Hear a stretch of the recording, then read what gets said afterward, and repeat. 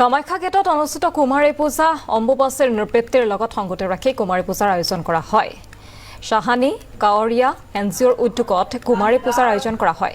251 গৰাকী কুমাৰীক কৰা হয় পূজা অৰ্চনা। প্ৰতি বছৰে অম্বুবাচীৰ সময়ত কুমাৰী পূজাৰ আয়োজন কৰে এই সংস্থাটোৱে। কুমাৰী পূজাৰ পাছতে অনুষ্ঠিত মা কামাখ্যাৰ পূজা অৰ্চনা। এই সন্দৰ্ভত আমাৰ সাংবাদিক হিৰুল হকৰ এক প্ৰতিবেদন আগবঢ়াইছো। অম্বুবাচীৰ নিবৃত্তিৰ পাছতেই শক্তিপীঠ কামাখ্যা ধামৰ যি মূল দুৱাৰ সেই ভক্তৰ বাবে খুলি দিয়া হৈছে আজি পুৱাৰ ভাগত। আৰু এই অম্বুবাচীৰ লগত সংগতি ৰাখি সাহানী কাৱাৰীয়া এনজিঅ'ই কামাখ্যা গেটত প্ৰতি বছৰে কুমাৰী পূজাৰ আয়োজন কৰে, লগতে বিভিন্ন পূজা অৰ্চনাৰ আয়োজন কৰে। আৰু এই মুহূৰ্তত মই পূজাথলীত যিহেতু উপস্থিত আছোঁ, দৃশ্যাংশ পোনপ্ৰথমে এনডিটিভিৰ দৰ্শকসকলক দেখুৱাই লোৱাৰ চেষ্টা কৰিছোঁ। 251 গৰাকীকৈ কুমাৰীক ইয়াতে পূজা কৰা হৈছে। অম্বুবাচীৰ নিবৃত্তিৰ লগত সংগতি ৰাখি তেওঁলোকে প্ৰতি বছৰে এনেধৰণে পূজা অৰ্চনা কৰে আৰু লগতে তেওঁলোকৰ যি বিশেষ আচলতে ভাণ্ডাৰা ইয়াতে আয়োজন কৰে। 22 জুনৰ পৰা অম্বুবাচীৰ প্ৰথমটো দিনৰ পৰা তেওঁলোকে যিসকল অম্বুবাচীলৈ অহা ভক্ত সেই ভক্তসকলক খাদ্য যোগান ধৰিছিলে 24 ঘণ্টাই। আৰু তাৰ পাছত যিসমূহ ধৰ্মীয় ৰীতি নীতি অৰ্থাৎ পৰম্পৰাগতভাৱে যিসমূহ পূজা অৰ্চনা আছে সেই পূজা অৰ্চনাসমূহ প্ৰতি বছৰে তেওঁলোকে এনেধৰণে কৰে। আজি পুৱাৰে পৰা যিহেতু ভক্তসকলৰ বাবে শক্তিপীঠ কামাখ্যা ধামৰ মূল দুৱাৰ খুলি দিয়া হৈছে আৰু সেই লগত সংগতি ৰাখিয়ে তেওঁলোকে কুমাৰী পূজাৰ যিহেতু আয়োজন কৰে আৰু এইবেলিও তেনেধৰণে কুমাৰী পূজাৰ অনুষ্ঠিত কৰা হৈছে।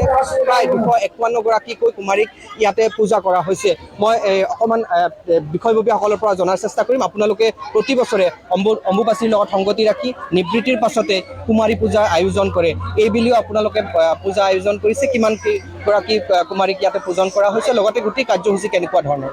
আমাৰ গুৱাহাটী সাহানী কাৱাৰীয়া এনজিঅ' অমৃত ভাণ্ডাৰা নিঃশুল্ক সেৱা শিবিৰ আমাৰ 22 তাৰিখে ৰাতিপুৱা 7টা বজাত আমি পূজা পাঠ কৰি 10টাৰ পৰা আমি ভাণ্ডাৰাটো মুকলি কৰিছিলোঁ। আৰু সেইদিন পৰা নন ষ্টপ চলি আছে। 24 ঘণ্টিয়া আমি নন ষ্টপ চলাইছোঁ। ৰাতিপুৱা চাহ বিস্কুট, তাৰপিছত আমাৰ পুৰি চব্জি, তাৰপিছত আমাৰ ভাত দালি চব্জি যেনেকৈ আমাৰ ডিচি ছাৰে কৈছিলে লিখি কিনি পঠাইছে সেইটো হিচাপত আমি চলাই আহি আছিলোঁ।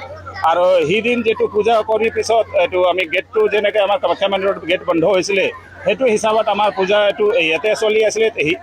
ইয়াতেও আমি গেটটো বন্ধ কৰি দিলোঁ। তাৰপিছত কালি ৰাতি যেনেকৈ 9:07 পিছত এইটো আমাৰ কামাখ্যা মন্দিৰৰ গেটটো খুলিছে। তাৰপিছত আমিও ইয়াতে আমাৰ পূজা অৰ্চনা এনে বাহিৰৰ পৰা চলি থাকিল আমাৰ গোটেই দিন। আৰু আজি যিটো 26 তাৰিখ আমি ৰাতিপুৱাৰ পৰা এইটো 7টা বজাত আমি মন্দিৰ গেটটো এতিয়া খুলিছোঁ।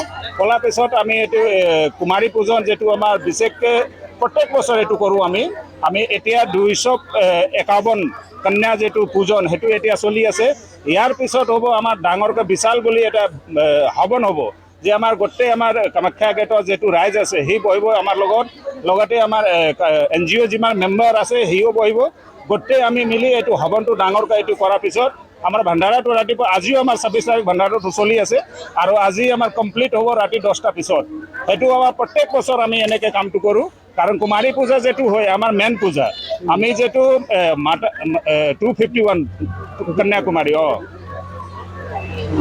এতিয়া সুকলমে গোটেই অনুষ্ঠিত হৈ গৈছে এইবাৰ, যিহেতু 22 তাৰিখৰ পৰা আপোনালোকৰ ভাণ্ডাৰা আছিল।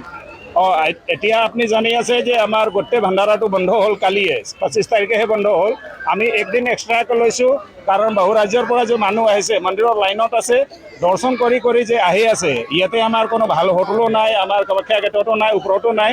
সেইটো কাৰণে মানে একদিন এক্সট্ৰাকৈ আমি ভাণ্ডাৰাটো পাতোঁ যে আমাৰ বাহিৰ ৰাজ্যৰ পৰা যিটো মানুহ আহে সি কেতিয়াও ক'ব নোৱাৰে যে আমি অসমত গৈছিলোঁ, আমাৰ এইটো 4 দিনটো আমি ভালকৈ আমি ভাত চাত পালোঁ, লাষ্ট দিন আমাৰ এইটো পানীও ব্যৱস্থা নাথাকিল। সেইটো কাৰণে আমি অসমৰ কাৰণে যিটো আমি অসমত আছোঁ অসমৰ গৌৰৱান্বিত কাৰণে আমি এইটো কামটো একদিন এক্সট্ৰাকৈ কৰি আছোঁ।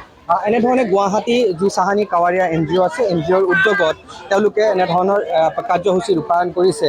মই অকণমান আপোনাৰ কাষলৈ আহিছোঁ, যিহেতু ইয়াতে সাহানী কাৱাৰীয়া এনজিঅ'ৰ উদ্যোগত বিভিন্ন ধৰণৰ পূজা অৰ্চনাৰ লগতে ভক্তসকলৰ খাদ্যৰ যোগান ধৰা হয়। হয়, এইটো বহুত ধৰ্মমূলক কাম কৰি আছে এওঁলোকে, আমিও একেলগে যোগ কৰিছোঁ।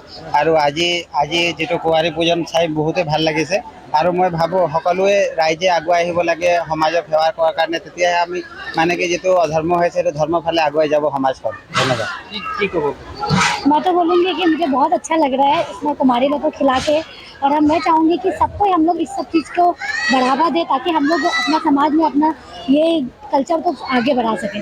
আৰু ইয়াৰ লগতে এই ৰাজু চাহানী ৰাখব আৰু MK ঝা পণ্ডিতজী আৰু মিশ্ৰাজী তেওঁলোকে বহুত 12 বছৰ ধৰি এইটো কাম চলাই আছে। আমিও নতুনকৈ জইন কৰিছোঁ, খুবেই ভাল লাগিছে।